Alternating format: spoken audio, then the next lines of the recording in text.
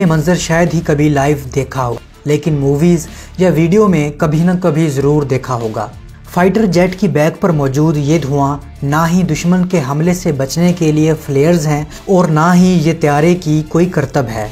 दोस्तों, इस अमल को साउंड बैरियर का टूटना कहते हैं और इस अमल के नतीजे में जो धमाका पैदा होता है उसे सोनिक बूम कहते हैं।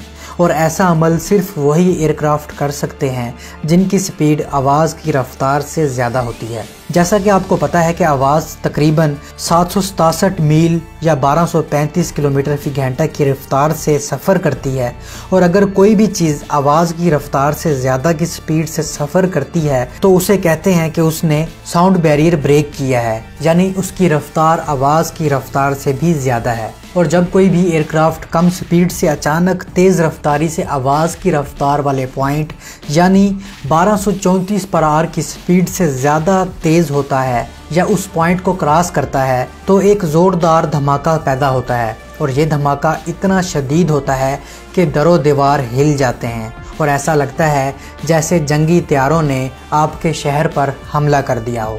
दोस्तों, त्यारे की साउंड बैरियर ब्रेक करने के बाद जो धमाका पैदा होता है उसे सोनिक बूम कहते हैं, जो कि दरअसल शॉक वेव्स होती हैं और यही शॉक वेव्स बहुत ज़्यादा साउंड एनर्जी जनरेट करती हैं जिसे हमारे कान धमाके की सूरत में सुनते हैं और ये धमाका कमज़ोर इमारत को भी गिरा सकते हैं। दोस्तों, यही नहीं, जब एयरक्राफ्ट साउंड बैरियर ब्रेक करता है तो बादल की तरह धुआं एयरक्राफ्ट के गिर्द बन जाता है और इस बादल नुमा धुएं को वेपर कोन, शॉक कॉलर या शॉक एग कहते हैं। एक मरतबा फिर सुन लें कि साउंड बैरियर से पैदा होने वाली आवाज़ को सोनिक बूम और पैदा होने वाले इस धुएं को वेपर कोन कहते हैं। वेपर कोन भी शॉक वेव्स की वजह से पैदा होती है। इन शॉक वेव्स की वजह से हवा के दबाव और टेम्परेचर में बेरबती पैदा होती है और इस बेरबती की वजह से हवा में मौजूद पानी के ज़रात जो कि गैस की शक्ल में होते हैं वो कंडेंस होना शुरू हो जाते हैं और ऐसी बादल जैसी शक्ल इख्तियार कर लेते हैं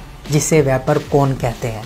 अब सवाल ये पैदा होता है कि क्या पाकिस्तानी फाइटर्स साउंड बैरियर तोड़ सकते हैं? तो जी हाँ, बिल्कुल। पाकिस्तानी F-16, थंडर साब, मिराज 3, मिराज 5 और J7 भी साउंड बैरियर तोड़ सकते हैं।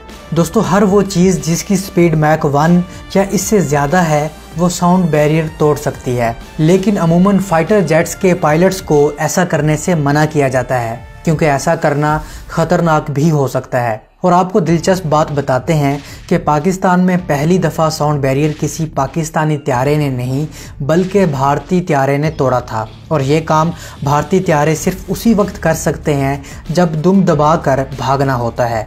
दरअसल 1997 में एक भारतीय जहाज़ जो कि MiG-25 RB फॉक्सबैट था जासूसी मिशन पर पाकिस्तानी एयर स्पेस में दाखिल हुआ और जब पाकिस्तानी F-16 त्यारे इसको टैकल करने के लिए फ़ज़ा में उड़े तो ये भारतीय त्यारा इतनी स्पीड से वापस भागा कि इस त्यारे का घबराहट में सोनिक बूम निकल गया।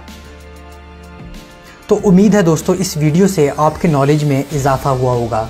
मुझे कमेंट सेक्शन में बताइए कि किस किस ने सोनिक बूम सुना है और किस किस ने वेपर कोन देखी है।